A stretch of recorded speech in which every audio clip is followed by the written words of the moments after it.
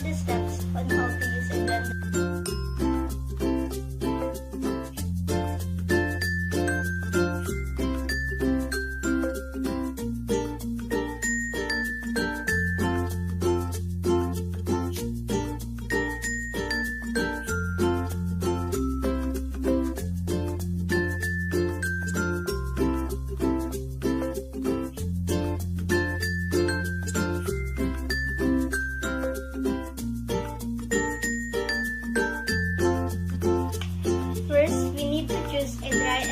Surface on which to operate your blender. Make sure that all parts are placed in their appropriate places before operating. Third step, put the pitcher onto the base and plug the blender. Fourth step, place the ingredients to the pitcher.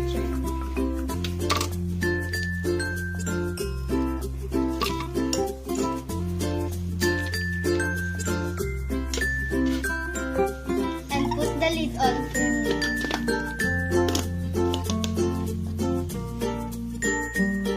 Start operating by choosing the appropriate for the task you are going to do.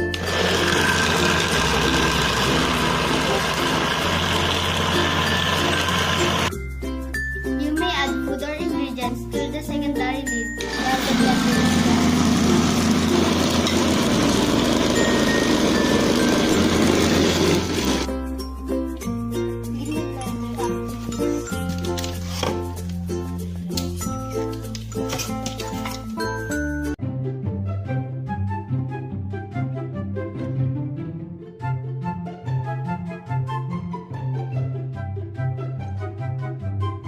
These are the different steps on how to use a flat iron.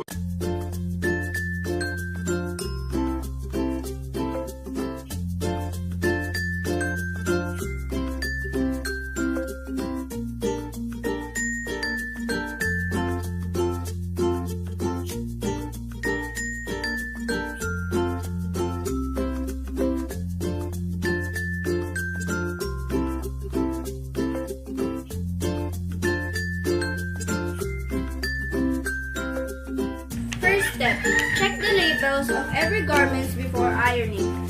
This is unnecessary as some fabrics need special care instruction. Step. Unfold your ironing board near the outlet. And plug in the iron.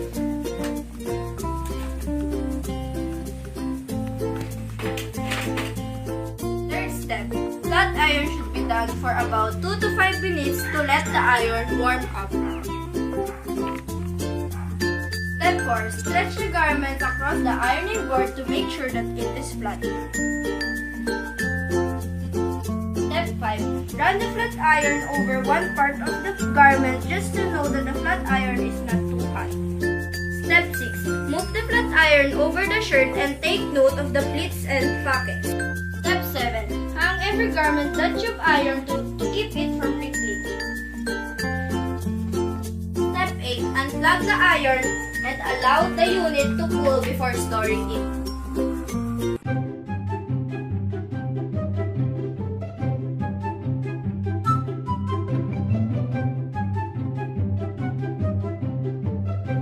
The third one that we will demonstrate is the digital thermometer.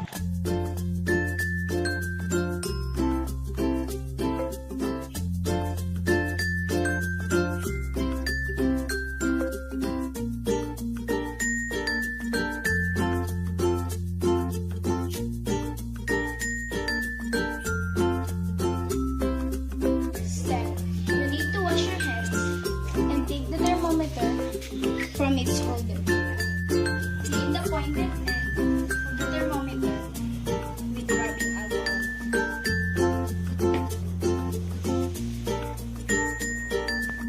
The third step is you need to inform the client that you are going to take his or her temperature under her armpit. Can I take the temperature on your armpit? Okay, fine. The fourth step is you need to place the thermometer under the client's armpit.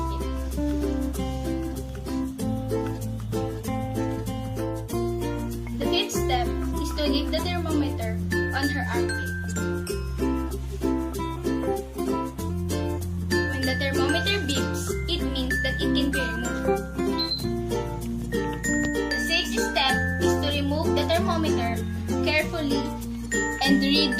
temperature.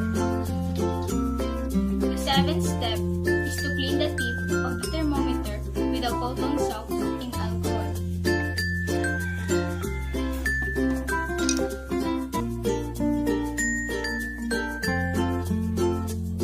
And the last step is to put the thermometer on its container.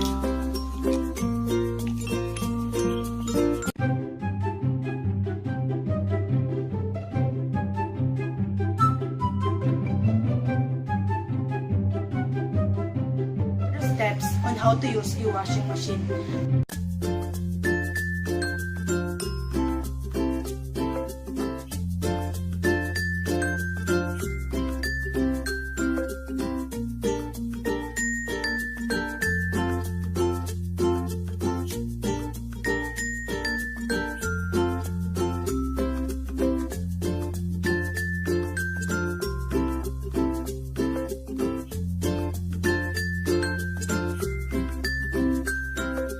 White and light colored from dark colored cloth.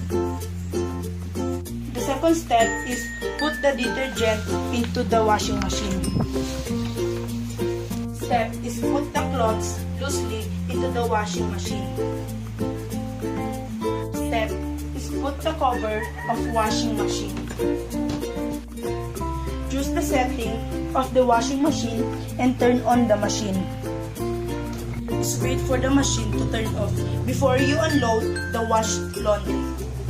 Step is unload the washed laundry.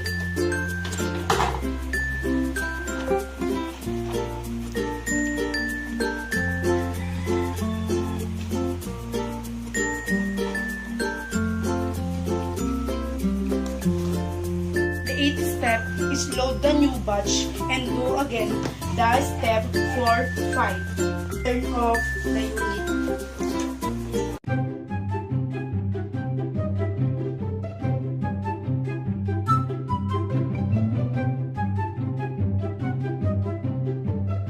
These are the steps on how to use a stigma manometer.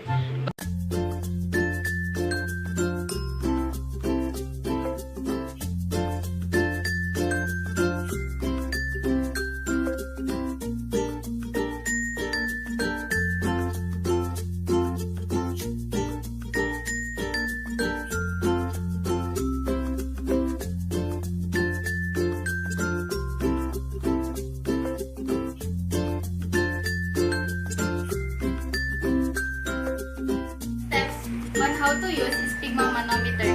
First, rest for 15 minutes before taking blood pressure. Constrictive clothing or jewelry that may interfere with cuff placement.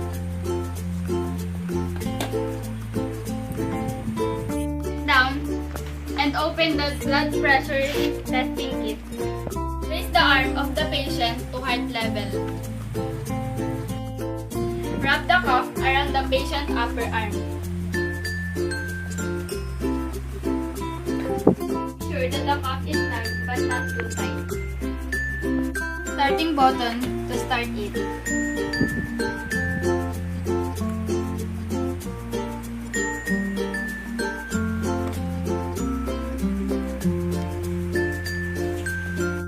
Blood pressure of the patient in the screen. After checking it, press it again so that the sphygmomanometer is off. Remove the cuff into the patient's arm.